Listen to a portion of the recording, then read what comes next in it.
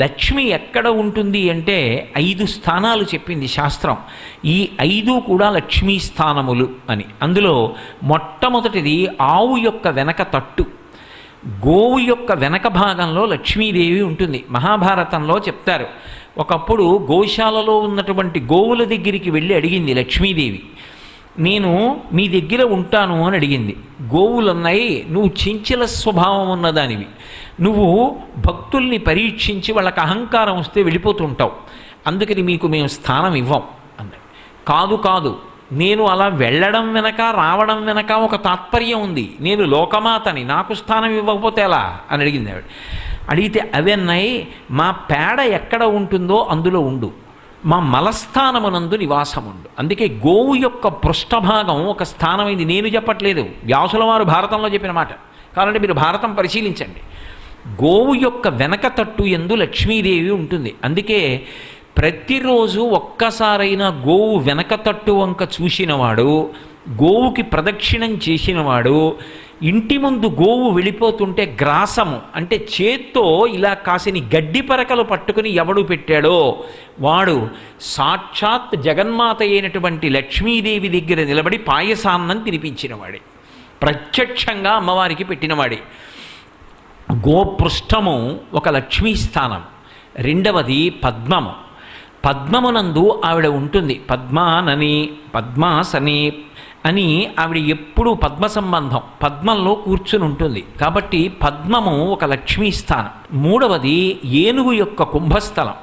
ఏనుగు యొక్క కుంభస్థలంలో లక్ష్మీదేవి ఉంటుంది.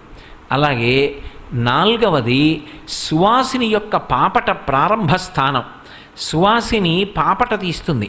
ఈ పాపట తీసేటప్పుడు మళ్ళీ ఒక గమ్మత్తు ఉంటుంది. ఆ పాపట తీయకుండానూ ఉండకూడదు, పాపట బ్రహ్మరంధ్రాన్ని దాటకూడదు. ఇలా పాపట తీసేటప్పుడు ఇది దాటిందనుకోండి అనారోగ్యం, ఎందుకంటే ఈ తలుపు తెడితే నిష్క్రమణాన్ని కోరుకున్నట్టు. అందుకే ఇక్కడ వరకే పాపట, ఇది దాటరు. పైగా ఆడదానికి ఉండేటటువంటి పాపటకి చాలా విశేషమైనటువంటి శక్తి ఉంటుంది. ఎందుచేత అంటే సీమంతోన్నయనము అని చేస్తుంటారు. సూడిదలు ఇచ్చారు మా అమ్మాయికి లేకపోతే మా కోడలకి అంటుంటారు. సూడిద అన్న మాటకు అర్థం ఏంటంటే కానుక అని అర్థం. సూడిద ఇచ్చిన ఇచ్చుకాక ఆ మతకరివేలు పొందగిలి తగిలి మముతలంపగ నిలయచ్చటన్ అంటుంది సత్యభామ నందితిమ్మన గారి పారిజాతాపహరణంలో. సూడిద అంటే కానుక. ఎవరివ్వాలి సూడిద? సూడిదలంటే ఇన్ని కిలోలు మధుర పదార్థాలు తేవడం అని కాదు. సూడిద అన్న మాటకు అర్థం ఏమిటంటే కానుక ఇవ్వడం. ఎవరివ్వాలి కానుక అంటే ఆ కానుక మొదట ఇవ్వవలసిన వాడు ఎవరంటే మామగారు ఇస్తారు. ఎందుకు ఇస్తారంటే, అమ్మా ఎక్కడో పుట్టావు, ఎంత ప్రేమగా పెంచాడో నీ తండ్రి, నా ఇంటి కోడలి అయ్యావు, తల్లిని వదిలిపెట్టేశావు, తండ్రిని వదిలిపెట్టేశావు, నా యందు అన్నీ చూసి నేను తండ్రినని తల్లినని నేను సంరక్షకుణ్ణని నా ఇంటి పెద్దరికంలో నీకు శాంతి లభిస్తుందని నేను చక్కదిద్దుతానని నిన్ను ప్రేమగా నా కొడుకుతో సంతోషంగా నువ్వు జీవనం చేసేటట్టు నీ చెయ్యగలనని నన్ను నమ్మి నా ఇంటికి వచ్చావు, నా వంశాన్ని నిలబెడుతున్నావు. ఎంత కష్టపడబోతున్నావో పిచ్చి తల్లి, మృత్యు సదృశమైన వేదనని పొందుతావు. పొంది రేపు మనవడు పుడితే నా వంశం నిలబడింది, మనవరాలు పుడితే 21 తరాల్ని తరింపచెయ్యగలిగిన లక్ష్మిని నా చేతికి అందిస్తున్నావు. అమ్మా నేను నీకేమి ఇవ్వను, నీకు నేను సూడిదిస్తాను. సూడిద అంటే కానుకిస్తానని మొట్టమొదటి కానుక ఇచ్చే అధికారం ఎవరిది అంటే మామగారిది. మామగారు కానుకివ్వాలి. మామగారు కానుకిచ్చాక వరుడు గణపతి హోమం చేస్తాడు. వరుడు అంటే నా ఉద్దేశం భర్త గణపతి హోమం చేసి అడవి పంది ముళ్ళు తీసుకొచ్చి దాన్ని ఇంట్లో పెట్టరు. అడవి పంది ముళ్ళుని ఎక్కడో ఉంచాలి. ఉంచి ఇంటికి తీసుకొచ్చి ఆయన పాపట తీయాలి. ఆమె పాపట తీసే దగ్గర పాపట తీసి బ్రహ్మరంధ్రం వరకు తీసి జుట్టు 2 పక్కల పాయలుగా తీసి వెనక ముడి వేస్తాడు. అది సీమంతోన్నయనము అన్న మాటకు అర్థం. సీమాంతము అంటే పాపట ఇక్కడ వరకు అంతము, ఇది దాటదు. ఉన్నయనము అంటే అక్కడ వరకు పాపట తీసి జుట్టు ఎత్తి ముడివేయుట. అలా కానీ పైకెత్తితే, అలా భర్త కడితే, మామగారు కానుకిస్తే అది సూడిద, అది సీమంతోన్నయం. అలా చేస్తే లోపల ఉండేటటువంటి శిశువు తేజస్సుని పొంది భయంకరమైనటువంటి గ్రహముల వలన ఏ బాధలు పొందకుండా రక్షింపబడుతుంది అని శాస్త్రవాక్కు. అలా చెయ్యమని సీమంతోన్నయం. సరే, కాబట్టి ఇప్పుడు ఆ పాపటకి అంత ప్రత్యేకత ఉన్నది. ఆ పాపట తీసేటప్పుడు ప్రారంభ స్థానంలో బొట్టు ఉండాలి. ఎందుకంటే నేను అంతకన్నా మాట్లాడకూడదు.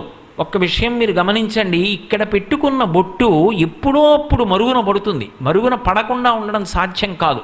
విశేషమైన చెమట పట్టింది, స్నానం చేశారు, లేకపోతే తెలియక ఏ పిల్లాడి చెయ్యో తగిలింది, ఇక్కడి ఉండేటటువంటి బొట్టు కొద్దిగా నిధనం అవ్వచ్చు. కానీ ఎప్పుడూ పోని బొట్టు ఎక్కడుంటుంది అంటే పాపట ప్రారంభంలో సింధూరంతో అలంకారం చేస్తారు. అందుకే ఇక్కడ సింధూరంతో పెట్టుకుంటే ఆ సింధూరంతో పెట్టుకున్నటువంటి చోట అలాగే ఉండిపోతుంది మచ్చ. స్నానం చేసిన బొట్టు మరుగునబడలేదు అంటారు. అందుకే అది లక్ష్మీస్థానం. అది భర్తకి ఆయుక్కారకం, అది భర్తకి ఐశ్వర్యకారకం. అది పాపట ప్రారంభ స్థానం లక్ష్మీస్థానం అనడానికి కారణం.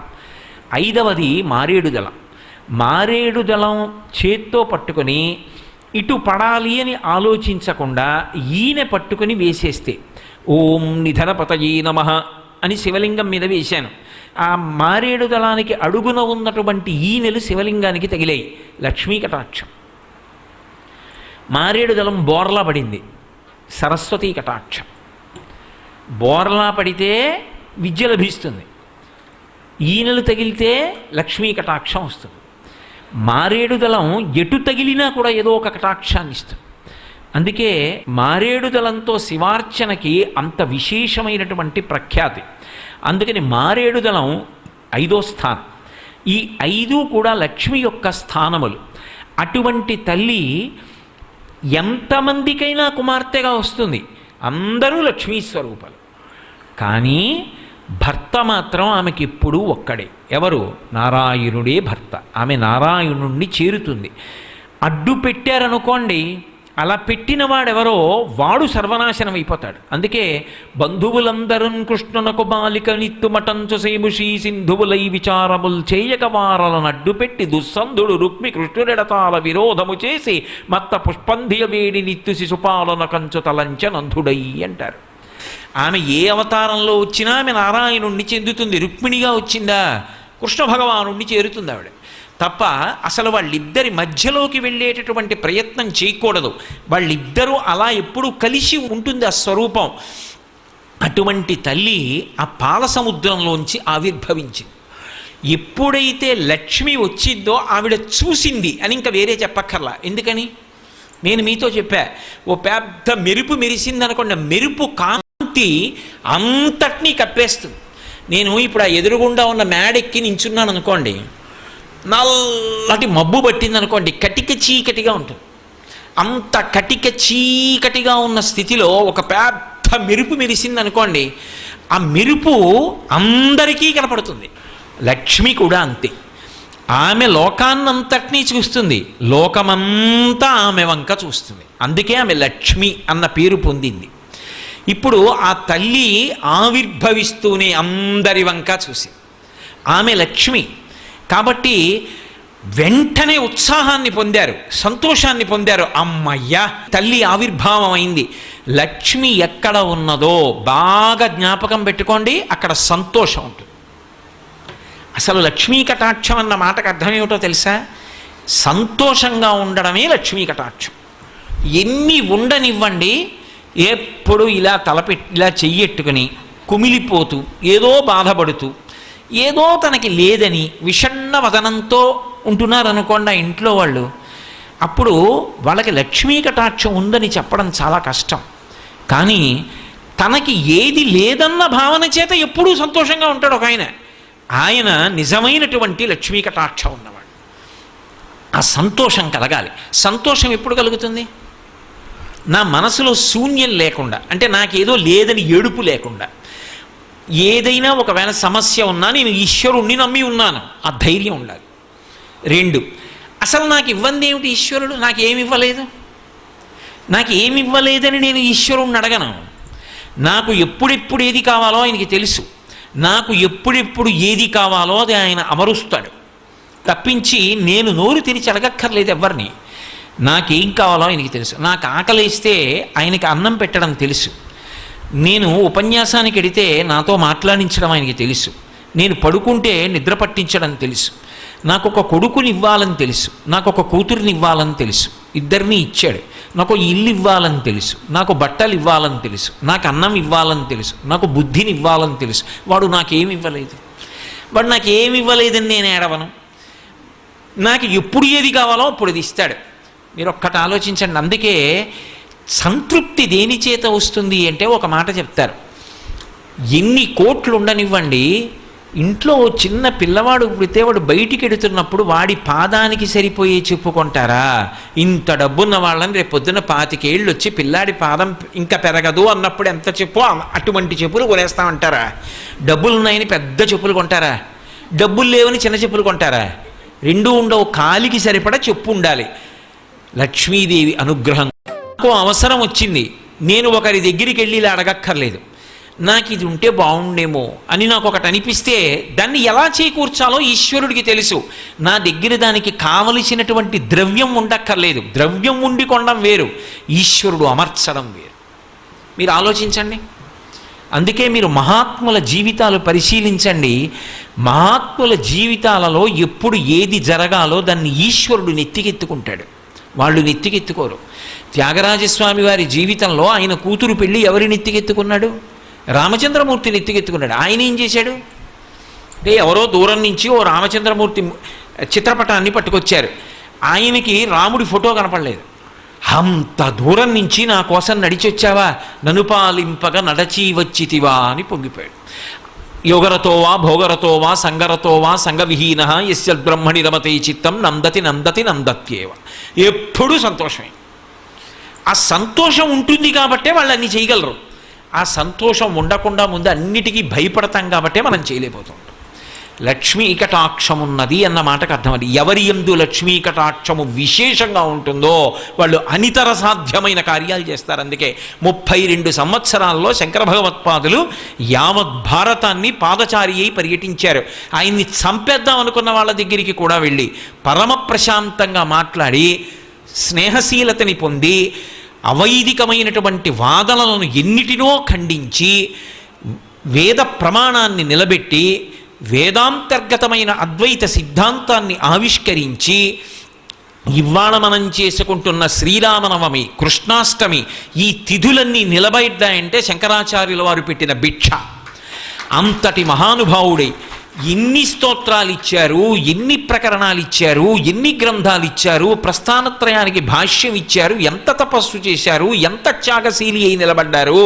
32 సంవత్సరాల వయస్సులో శంకర భగవత్పాదులు ఇన్ని విషయాలు సాధించగలిగితే ఆయన కన్నా లక్ష్మీదేవి అనుగ్రహం ఉన్నవాడు ఇంకొకడు ఉన్నాడని చెప్పడం సాధ్యం అవుతుందా? అసలు నిత్యోత్సాహి. భంగధర వ్యాధి వచ్చి కట్టుకున్న పంచ 10 నిమిషాల్లో నెత్తురితో తడిసిపోడుతున్నా సరే అంతే సంతోషంగా ఉండగలిగేవారు.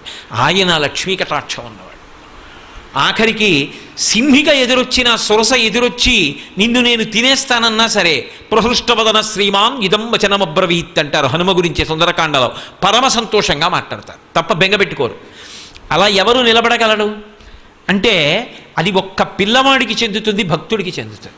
పిల్లవాడు ఉన్నాడనుకోండి, వాడిని అకస్మాత్తుగా నేను సముద్రం దగ్గరికి తీసుకెళ్ళి వేరే పెద్ద బొబ్బ అన్నాను అనుకోండి, వాడు ఇలా చూసి అప్పటిదాకా పెద్ద బొబ్బ అని అడిగినవాడు అదేరా పెద్ద బొబ్బ అంటే నేను ఎత్తుకోక్కర్లేదు, వాడే కరిచేసుకుంటాడు, గట్టిగా కరిచేసుకుని కంఠం పట్టేసుకుంటాడు. నేను పట్టుకోక్కర్లేదు, ఎందుకని వాడికి భయం ఆ సముద్రాన్ని చూస్తే. కానీ వాడికి ఊరటేమిటి? తాతగారు ఉన్నారు, ఆయన నన్ను అందులోకి వదలరు. అది వాడి ధైర్యం. భక్తుడికి కూడా ధైర్యము సంతోషము ఎక్కడంటే నేను నమ్ముకున్నవాడు ఉన్నాడు, వాడు ఉండగా నేను ఎందుకు పాడైపోతాను. అందుకే వాడికి ఏడవడానికి కారణం ఉండదు. దరిద్రుడికి సంతోషించడానికి కారణం ఉండదు. ఎన్ని ఇవ్వండి, వ్యాప్తిం పొందక వగవక ప్రాప్తంబగు లేశమైన 10,000ను సంతృప్తించందని మనుజుడు సప్తద్వీపములనైన చక్కంబడునే అంటారు పోతన గారు భాగవతంలో. తృప్తి, సంతోషము, లక్ష్మీ కటాక్షము, అనుగ్రహము పొందినటువంటి వాడికి తృణం దొరకనివ్వండి, ఎంత సంతోషం. ఈశ్వరుడిచ్చాడు, పొంగిపోతాడంతే. అది ఆ మనసులో ఆ సంతోషం లేనివాడు 7 ద్వీపాలు వ్రాసి ఇచ్చేయండి, ఇంకా వాడు దేనికో ఏడుస్తుంటాడు. ఆ రాసి ఇచ్చిన వాడు చొక్కా నాకు ఇచ్చేయలేదని ఏడుస్తాడు. వాడిని ఎవడు బాగు చేయగలడు? తృప్తి కలిగిన వాడిని పాడు చేయగలిగిన వాడు లేడు, అసంతృప్తితో ఉన్నవాడిని ఉద్ధరించగలిగిన వాడు లేడు. కాబట్టి అన్నిటికన్నా పెద్ద లక్ష్మి ఏది అంటే అసలు ఆ ఉత్సాహమే. అందుకే తల్లి క్షీరసాగరంలోంచి ఆవిర్భవించింది అనేటప్పటికీ అందరిలో ఆ సంతోషము ప్రకటనమైంది. ఇప్పటిదాకా నిరుత్సాహంగా ఉండిపోయినటువంటి వాళ్ళందరూ పరమానందాన్ని పొందారు. ఆ తల్లి బయటికి వచ్చింది అనేటప్పటికీ స్నానం చెయ్యాలి. ఎందుకు ఈ స్నానానికి ఇంత గొప్పతనం అంటే, లక్ష్మీదేవి విషయంలో ఆమె అనుగ్రహం కలగడానికి ఒక లక్షణాన్ని చెప్తారు. శ్రీ సూక్తంలో కూడా లక్ష్మీర్ దివ్యైర్ గజేంద్రై అని ఆ బంగారు కలశలతో నీళ్లు పట్టుకుని అభిషేకం చేస్తున్నటువంటి స్థితిలో ఆ బట్ట తడిసి ఉన్నటువంటి లక్ష్మీదేవిని వర్ణిస్తారు. శంకరాచార్యుల వారు కూడా ఆ కనకధారాస్తవం చేస్తూ దిగ్గస్థిభి కనక కుంభముఖావసృష్ట స్వర్వాహిని విమలచారు జలప్లుతాంగీం ప్రాతర్నమామి జగతాం జననీ వశేషలోకాధినాథ గృహిణీం అమృతాభిపుత్రీం అంటారు. ఆ దిగ్గజములు తీసుకొచ్చి తమ తొండములతో నీళ్లు పోస్తుంటాయి, ఆకాశగంగా జలాలు తీసుకొచ్చి స్వర్ణపాత్రలతో అభిషేకం చేస్తుంటాయి. ఆ అభిషేకం చేస్తున్నప్పుడు తడిసినటువంటి బట్టతో కూర్చున్నటువంటి తల్లిని, జగన్మాతని మాతృభావనతో ఎవడు చూస్తాడో వాడికి సమస్తమైన దురితములు నశించి ఐశ్వర్యం కలుగుతుంది. అందుకే తల్లి అభిషేకానికి అంతటి ప్రత్యేకమైన ప్రతిపత్తి ఉంది. అందుకు శ్రీ సూక్తం కూడా నేను ఏ తల్లిని ఆరాధిస్తున్నాను అంటే లక్ష్మీర్ దివ్యైర్ గజేంద్రైర్ మణిగణకచితై స్థాపితా హేమకుంభై నిత్యం సా పద్మహస్తాం అమవసతు గృహే సర్వమాంగళ్యయుక్తాం లక్ష్మీం క్షీరసముద్రరాజతనయాం శ్రీరంగధామేశ్వరీం దాసీభూత సమస్త దేవ వనితాం లోకైక దీపాంకురాం అంటుంది. అటువంటి తల్లి కనుక ఆమె స్నానము లోకములకన్నింటికీ కూడా అనుగ్రహాన్ని వర్షిస్తుంది. బాహ్యంలో నేను స్నానం చేశాననుకోండి, నాకు శౌచము సిద్ధిస్తుంది.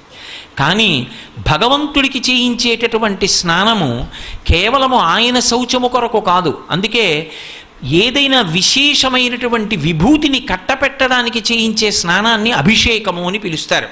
ఏదో ఒక ఆయనకి రాజదండాన్ని చేతిలో పెట్టి విష్ణువంశని ప్రవేశపెడుతున్నారనుకోండి, నా విష్ణు పృథివీపతి, విష్ణువు యొక్క అంశ లేనివాడు పృథివీపతి చక్రవర్తి మహారాజు కాలేడు. ఆ విష్ణు తత్వాన్ని, ఆ విష్ణువు యొక్క అంశని ప్రవేశపెట్టాలి అంటే పట్టాభిషేకము అంటారు. అంటే కొన్ని మంత్రభాగములను సమన్వయం చేస్తూ ఆ ప్రధాన కలశలో ఉండేటటువంటి జలాల చేత అభిషేకం చేస్తారు. మంత్రములతో కలిపి ఒక గొప్ప శక్తిని ప్రవేశపెట్టడానికి చేయించేటటువంటి స్నానం వేరు మనుష్యులకు, అది ఓ పట్టాభిషేకంలో చేస్తారు. ఓ సన్యాసాశ్రమం ఇస్తున్నారనుకోండి, సాలగ్రామం తల మీద పెట్టి నీళ్లు పోస్తారు. అది ఒక ప్రత్యేకమైనటువంటి స్నానం. ఒక్కొక్కసారి ఒక్కొక్క రకమైనటువంటి స్నానము చేత దివ్యశక్తులను కల్పిస్తారు భగవంతుడికి. అందుకు కాదు, లౌకికంగా మనం ప్రతిరోజు చేసే స్నానం శౌచసిద్ధి కొరకు చేస్తాం.